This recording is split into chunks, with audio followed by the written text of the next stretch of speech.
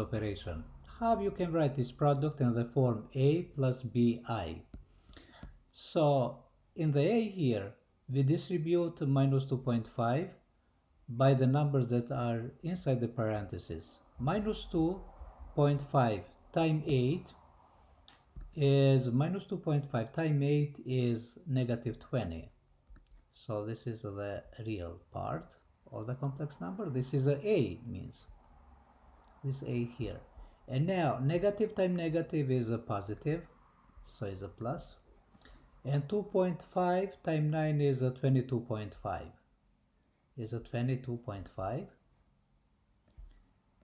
And 22.5, here is a point. I. So this part is a bi. So now we are going in the b. B, as we see here, we have the same number, complex number. Here is the same complex number. The only difference here is in the sign.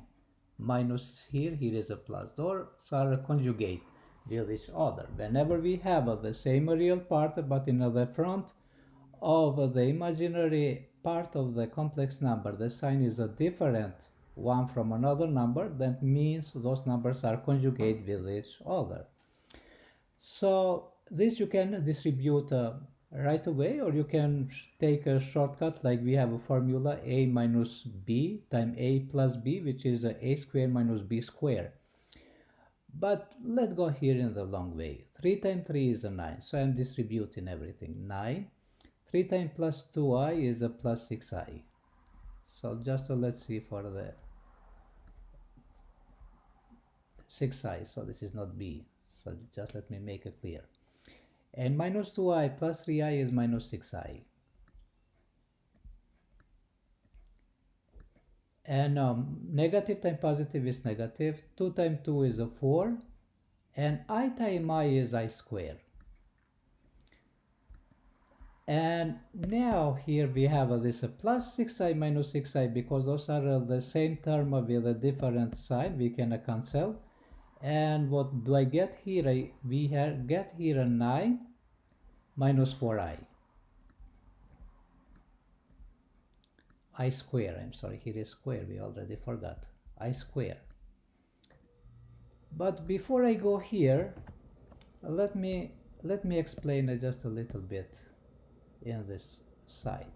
So whenever we have a I means is equal with the square root of minus 1.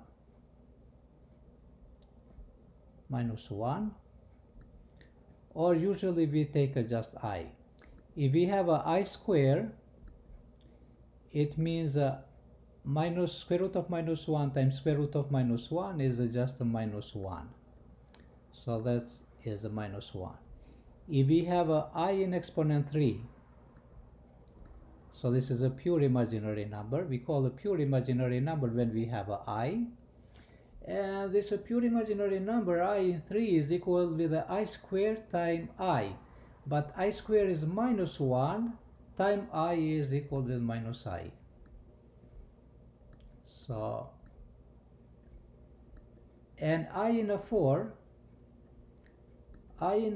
is I squared times I squared is I in a 4. And I squared is equal with minus 1 times minus 1 is 1. And this pattern continues. If I'm going, for example, I in a 5, I am going to write just I. I in a 6 is minus 1. I in a 7 is minus I. I in a 8 is 1. And this process continues until the forever, or it's a better would say it continues until a finite number. So now, because we have a I square here, and I square we already see is minus 1. So this 9 here is equal with minus 4. And instead of the I square, we can plug in minus 1. And now here is a 9. Negative negative is positive, and it's plus 4. 4 times 1 is a 4. And this product in a b is equal with 13. And we see we have now just a real number in this complex number. It's just a we don't have the bi.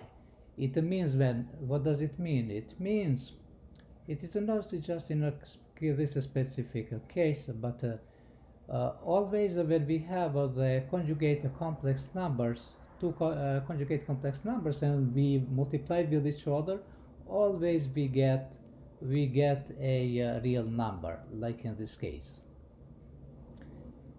And representation of the imaginary number in the complex plane we can write in this way. Here is a bi. For example, let's say here is a 2i, let's say,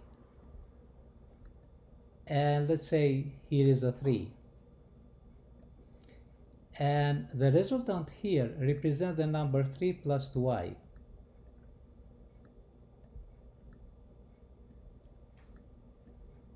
This number here represents the 3 plus 2i. This is the resultant, and this represents the complex number, and this is equal with z.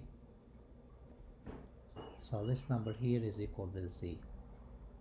This is a representation of the complex numbers in the complex plane.